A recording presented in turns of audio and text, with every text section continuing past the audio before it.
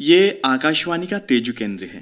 आज हमारे स्टूडियो में उपस्थित हैं सुदूर दक्षिण भारत बेंगलुरु कर्नाटक से आए हुए मेहमान श्री टी.एन.सी. श्रीधर। श्री श्रीधर आयकर विभाग गोवा से संयुक्त आयुक्त के रूप में सेवानिवृत्त हैं और वे इन दिनों अरुणाचल प्रदेश के दौरे पर हैं। तो आइए जानते हैं श्री श्रीधर के बारे में और भी बहुत कुछ। सबसे पहले तो आपका हमारे स्टूडियो में हार्दिक स्वागत है। धन्यवाद। आप एज अ आयकर अधिकारी के रूप में आपका जो करियर रहा है उसके बारे में बहुत ही ब्रीफ में जानकारी चाहते हैं। जैसे मैं इनकम टैक्स डिपार्टमेंट में 1976 में ज्वाइन किया, 73 बैच का हूँ जी, 73 बैच का हूँ। 76 में मैंने इनकम टैक्स डिपार्टमेंट में ज्वाइन किया वहाँ इंस्पेक्टर तरीके, और 89 में मेरा ITO करके प्रमोशन आया और 2001 में असिस्टेंट कमिश्नर बनकर मैं बेंगलुरु में मेरा पोस्टिंग हुआ। बेंगलुरु में 5 साल रहा, फिर वहाँ से तुमकुरू डिस्ट्रिक्ट का डिप्यूटी कमिश्नर इनकम टैक्स बन के वहाँ पर पोस्टिंग हुआ 2 साल का। वहाँ से हुबली गया एज डिप्यूटी डायरेक्टर इन्वेस्टिगेशन 2 साल का, फिर वहाँ से जॉइंट कमिश्नर गोवा, वहाँ पर मेरी पोस्टिंग, वहाँ से मैं रिटायर हो गया। और जब सर्विस में मैं था तभी हमने हमारा एक income tax department cooperative bank है एम्प्लॉइज का, उसका मैं चेयरमैन रहा और ड्यूरिंग माई टेन्योर मैंने उसे मॉडर्नाइज करके कंप्यूटराइज कराया। वही टाइम में हमने बॉम्बे कोऑपरेटिव बैंक्स एसोसिएशन का डायरेक्टर भी रहा और महाराष्ट्र सैलरी अर्नर बैंक्स का जो एसोसिएशन है उसका भी चेयरमैन रहा। ये मेरा एसोसिएटेड विथ इनकम टैक्स का है। जब बेंगलुरु में मेरी पोस्टिंग हुई थी तभी मेरा एक टेन्योर था इन्वेस्टिगेशन का 2.5 साल का, and I was associated with वो जो सिक्योरिटी स्कैम जो हुआ, तिलगी स्टैम्प पेपर का स्कैम जो हुआ, उसका इन्वेस्टिगेशन के कोर ग्रुप में था। बाद में I was posted to make an assessment of that. तो एक मेरा वो एरिया का है और I am fortunately having the highest number of appraisal reports, यानी सर्च करने के बाद जो रिपोर्ट बनाते हैं वो अप्रेजल रिपोर्ट बोलते हैं। वो मेरा 25 रिपोर्ट मेरे क्रेडिट में है जी। और जब बॉम्बे में था तो I was also associated with the investigation of this Harshad Mehta scam, जो आप जानते हैं आप लोग को क्या होता है करके। तो इसमें brief background of the whole thing and basically being a microbiology graduate, एक देखने का रवैया ये रहा कि भाई एनालिटिकल अप्रोच हर चीज़ को देखता गया। तो वो हिसाब से I have been able to understand all the businesses of all trades in all respect. It's a pleasurable job for me, that's what I have done. बहुत ही ब्रीफ में आपने क्या क्या किया बहुत अच्छी तरीके से बताया। एज ए होल फिर हम जानना चाहते हैं कि जो एक्सपीरियंस था, जो चैलेंजेस थे, अब सोचते हैं तो कैसा फील होता है? अच्छा लगता है, क्योंकि क्या है अल्टीमेटली टैक्स गैदरर एक पॉइंट, वो मेरा जॉब रहा जी। लेकिन क्या होता है एक इंसान को इंसानियत के रूप में जो उनसे हम बर्ताव करते हैं तो उसमें काफी फर्क पड़ता है। हालांकि जब मेरी पोस्टिंग तुमकुर में थी टैक्स कंप्लेंट बहुत कम था, तो फिर हमने सोचा कि भाई इतना कम क्यों है, तो लोग बोले नहीं इनकम टैक्स लोग डरते हैं, वो इसलिए टैक्स शो नहीं करना चाहते, ये नहीं कर सकते। मैंने कहा ऐसी क्यों? बहुत सारे बिजनेसमैन मेरे पास आके बोले कि सर हम कैसे बिजनेस बढ़ाएंगे, हमें कोई लोन नहीं मिलता है, बैंक कोई लोन नहीं देता है एंड ऑल दो थिंग। तो हमने उनसे एक सिंपल बात कही कि वैसा है, अगर आपका बैलेंस शीट स्ट्रांग हुआ तो कोई भी बैंक मैनेजर आपका लोन देने में झिझक नहीं कर सकता, और बैलेंस शीट तभी स्ट्रांग होगा आप जब ट्रांजैक्शंस व्हाइट में करेंगे। तो इसलिए आपको वो करना जरूरी है और बहुत सारे उसके फायदे करने के लिए फिर हमने सेंसिटाइजेशन प्रोग्राम्स मैंने काफी ये किया, जिसकी वजह से वेरी नेक्स्ट ईयर मेरे number of returns increase 3 times मेरे चार्ज का, और उसके अगले साल में again increase 3 times, totally 9 times मेरा जो रिटर्न रिसिप्ट है वो इंक्रीज होना शुरू हो गया। लाइक दैट जो आदमी को क्या होता है जब इग्नोरेंस होता है ना, उसको कानून से डरता है पहली बात, क्योंकि ये पता नहीं कि कौन सा कानून कहाँ से अपने को मारेगा, तो इसलिए वो ये करते, इसलिए तभी हम एक ह्यूमन अप्रोच करते हैं, कॉन्फिडेंस बिल्डिंग होता है। जब आदमी को कॉन्फिडेंस हो जाता है कि आदमी के साथ हम बर्ताव कर सकते हैं, मीन ओपन कर सकते हैं, और वो सही जवाब मिलेगा। I am not going to capitalise on this information but I am going to guide him. तो हमें बहुत सारे ऐसे दोस्त हमारे मिले जिनके हमने सर्च भी किया है, वो हमारे अभी भी फैमिली फ्रेंड्स हैं, क्योंकि उनका रिश्ता ऐसा हमारा बन गया और हमने जो गाइड किया उनको, उसको सही तरीके से उन्होंने लिया और जिंदगी में और बिजनेस में काफी तरक्की की। तो इसलिए उनको अभी लगता है कि भाई साहब अगर आप हमको गाइड नहीं करते, हम जाके ब्रांच मैनेजर के बाहर बैठते थे, और आज हमारे कमरे के बाहर 3 चेयर रखे हैं जहां पर ब्रांच मैनेजर आके बैठते हैं कि वो हमें लोन देना चाहते हैं। जी। पहले हम मांग के फिरते थे, अभी हमको देने को लोग लाइन में खड़े रहते हैं। ये जो सेंसिटाइजेशन है ये जब करते हैं ना, ये हमारी सौवनीर है डिपार्टमेंट का, which I enjoyed every bit of it. आपके बातों से लगा कि आपने जिस तरह से अप्रोच किया बहुत ही एमिकेबल वे में और कंफर्टेबल वे में, लेकिन कुछ चैलेंजेस भी रहे होंगे। डेफिनेटली चैलेंजेस तो होते हैं, बिकॉज सभी लोग इतना जल्दी अपने को ओपन नहीं करते हैं। There are tough people, threats हमें भी आए हैं। एक दिन शाम को हमारा इंस्पेक्टर आके मुझे बोला कि सर आप कल बाइक में मत आइए ऑफिस में। मैंने कहा क्यों? तो बोले आपके अगेंस्ट एक एक्सीडेंट प्लान कर रहे हैं। थोड़ा तो लगा अंदर कि कुछ हो जाएगा तो हमारा फैमिली का क्या होगा, लेकिन फिर हमने सोचा कि मारने से बचाने वाला बड़ा होता है। केयरफुल रहा मैं, next day I was very careful welcoming, लेकिन कुछ हुआ नहीं, आज मैं आपके सामने खड़ा हूँ। लेकिन बात यह है, जो डर गया वो मर गया। मेरा मोटो ये रहा, न डर के कभी काम किया है, न काम करने से कभी डरा है। ये सिस्टम रह के चला हूं मैं, और मेरे को कोई दिक्कत नहीं रही। प्रेशर्स आए हैं, नहीं आए ऐसे नहीं बोल सकते, लेकिन उसको विस्टैंड करने की ताकत होनी है। जब विस्टैंड किया हमने तो हमें कोई दिक्कत नहीं रही। 2-3 बार प्रेशर लाएगा, बाद में सोचेगा इसको प्रेशर लाके फायदा नहीं, तो वही करने वाला जो उसे करना है, इसलिए देर। And I never did anything unreasonable within the framework of law. Whatever benefit लोगों को मिलना है वो जरूर दिया है। जो नहीं एलिजिबल है वो कितना भी मेरे करीब आ जाए, उसको 1 पैसे के नहीं। इसलिए मैं कर्नाटका में बोलूंगा, आपसे मैं 1 पैसा टैक्स एक्स्ट्रा नहीं लूंगा, लेकिन 1 पैसा भी छोड़ूंगा नहीं। This has been my principle. तो सर, जब हम डिपार्टमेंट ऑफ इनकम टैक्स की बात करते हैं, बहुत ही कम लोगों को मालूम होगा, ज्यादातर अवेयरनेस नहीं है। तो आपसे जानना चाहते हैं कि income tax officer as a career option के बारे में। Definitely see it is one of the, सरकार को तो पैसा चाहिए, पैसा तो लोगों से लेना है, लेकिन ये जो 2 किस्म के टैक्सेस कलेक्ट करती है सरकार ब्रॉडली, एक होता है डायरेक्ट टैक्स, एक होता है इनडायरेक्ट टैक्स। इनडायरेक्ट टैक्स बोलो तो वो सब लोग भरते हैं, आप भी भरते हैं। आप अगर एक मैच बॉक्स भी खरीदेंगे, जो मैच बॉक्स के ऊपर जो इनडायरेक्ट टैक्स लादा हुआ है वो तो आप भरेंगे, क्योंकि मैक्सिमम रिटेल प्राइस जो लिखा रहता है उसके अंदर वो लोडेड होता है ऑलरेडी कॉस्ट, वो हिसाब से आप भरते हैं, जो आपको पता नहीं चलता है कि हम भरते हैं करके। डायरेक्ट टैक्स जो होता है, इनकम टैक्स का फिलोसफी ये होता है, you earn more you pay more, you earn less you pay less, you don't earn you don't pay. फिर भी it is not only an economic enactment, जो socio economic enactment. Socio economic enactment इसलिए मैं कहता हूं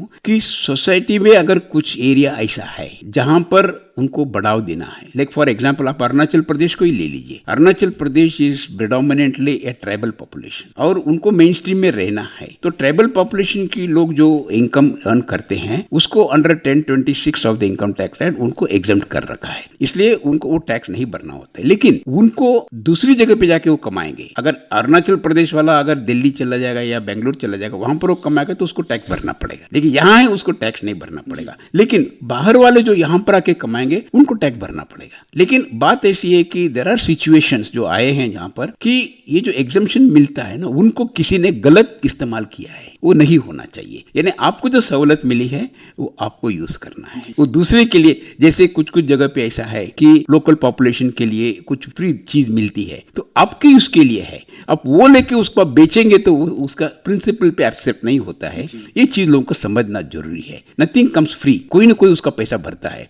जो self respect जो आदमी को होता है वो कभी कोई चीज फ्री में नहीं लेगा। आदमी चाहे तो, अगर even people are earning money in Arunachal Pradesh, नहीं हमें एग्जम्पशन नहीं चाहिए, हम टैक्स भरने को रेडी हैं, ऐसे सामने से प्रपोजल आ जाए तो उसमें कोई बात इट्स वेरी गर्व की बात होगी इसके बारे में। तो सर, आपने बहुत ही सरल तरीका से बताया कि जब इनकम टैक्स ऑफिसर की बात करते हैं एज ए कैरियर ऑप्शन, बहुत ही सरल तरीके से बताया। सर, आपसे ये भी जानना चाहते कि आपने कहा अरुणाचल प्रदेश के संदर्भ में भी कहा, जब हम अरुणाचल प्रदेश के संदर्भ में बात करते हैं तो अरुणाचल प्रदेश के यूथ के लिए जो इनकम टैक्स ऑफिसर बनना है या जो डिपार्टमेंट में जाना कितना रेलेवेंट है? ऐसा है, यहाँ पर अभी इनकम टैक्स डिपार्टमेंट में 3 तरीके के एंट्री पॉइंट्स है। एक पॉइंट है क्लेरिकल लेवल की एंट्री पॉइंट है, दूसरा इंस्पेक्टर लेवल की एंट्री पॉइंट है, तीसरा असिस्टेंट कमिश्नर लेवल की एंट्री पॉइंट है। जो असिस्टेंट कमिश्नर का एंट्री पॉइंट है वो यूपीएससी एग्जामिनेशन के थ्रू होता है, सिविल सर्विसेज से होता है। जो सिविल सर्विसेज में क्लियर होके वो इंडियन रेवेन्यू सर्विस में इनकम टैक्स में ऑप्ट करके वहां पर वो आ सकते हैं।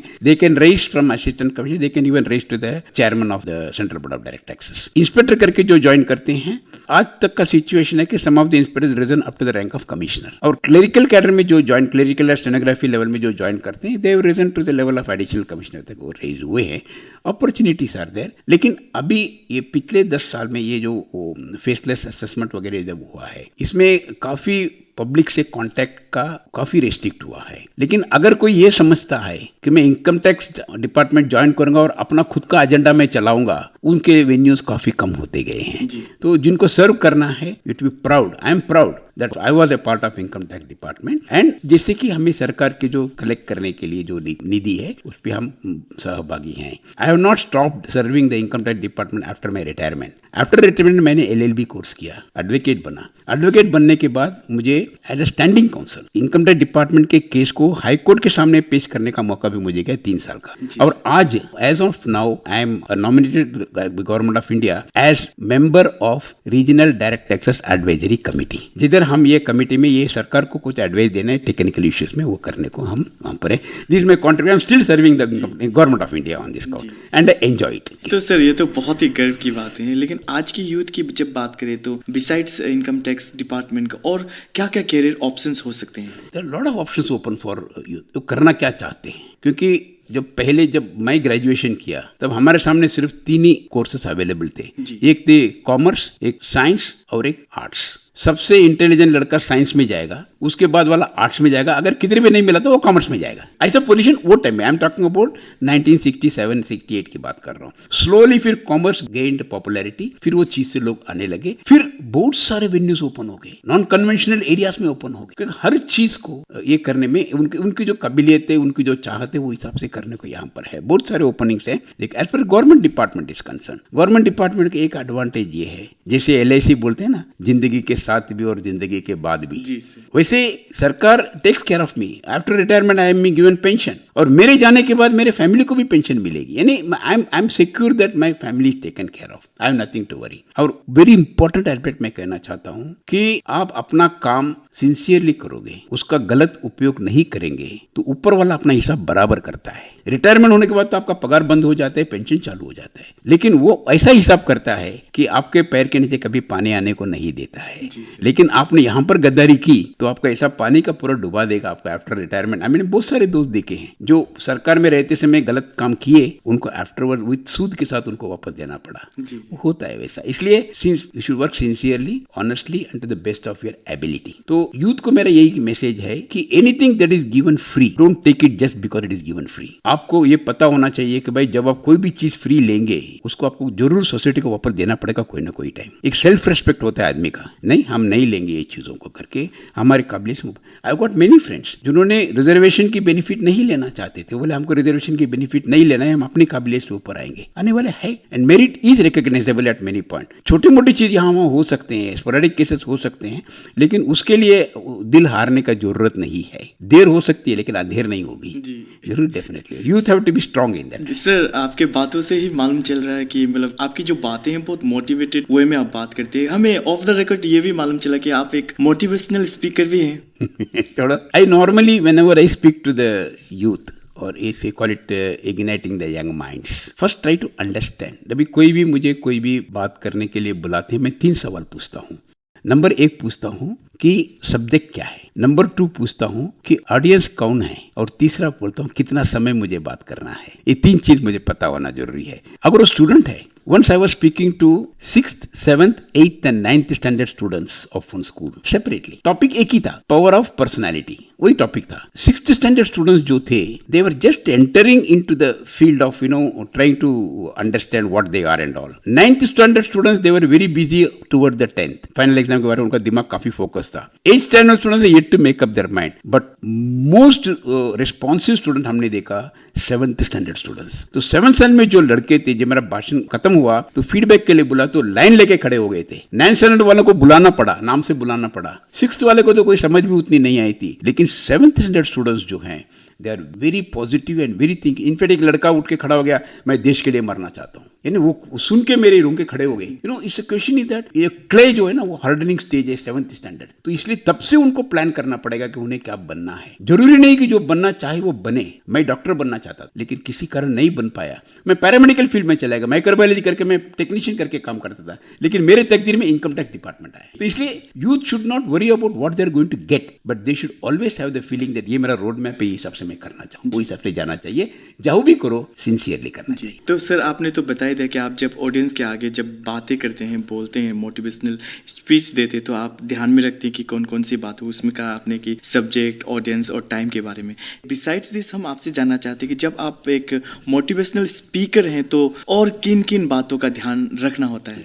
क्या होता है, ये जब ऑडियंस होता है ना, जब हम बातें करते हैं, जब कुछ टॉक शुरू कर, ऐसा कि मैंने 100 पॉइंट्स उनको बताने करके मैं लेके आ गया, तो मेरा काम ये नहीं कि उनको डाउनलोड करना है। जी जी, पहले 5 पॉइंट फेंकता हूँ और देखता हूँ कि भाई वो रिसीव कैसे करते हैं, क्योंकि फीडबैक देते हैं ना। क्योंकि जब personally when you deal with flash and blood, वो अपनी नज़रों से, बॉडी लैंग्वेज से रिस्पॉन्ड करते हैं कि मेरा टॉक वो बराबर रिसीव कर रहे हैं कि नहीं, और मैं जो कहता हूँ उससे वो सहमत है कि नहीं। तो जैसे उनका फीडबैक होता है वो हिसाब से मैं मेरे लेवल को अप करते रहता हूँ। So at the end of the day some people will like, some people flowery speech करने से हाँ ये कान से सुनेंगे, कान पे छोड़ देंगे, because it is told as a teacher it does not matter what is taught but what matters is what is caught. क्योंकि अब जो चीज को रिसीव किया वो इंपॉर्टेंट है, वो रिसीव किया ही कि नहीं किया उसे असेस करता हूँ। When I making a speech I assess as to उनमें से कितना उनके पास गया और कौन सी स्पीच में हमको जोर लगाना है, वो हिसाब से मैं आगे चलता हूँ। तो I don't plan my speech, I mould it, keep on changing the routes depending upon the requirement of the audience. क्योंकि मेरा पर्पस मेरा नॉलेज डिस्प्ले करने का नहीं, मेरा पर्पस है टू मोटिवेट दोज पीपल, इसलिए वो हिसाब से हम उसके प्लान रखता हूँ, वो हिसाब से मैं चलता हूँ।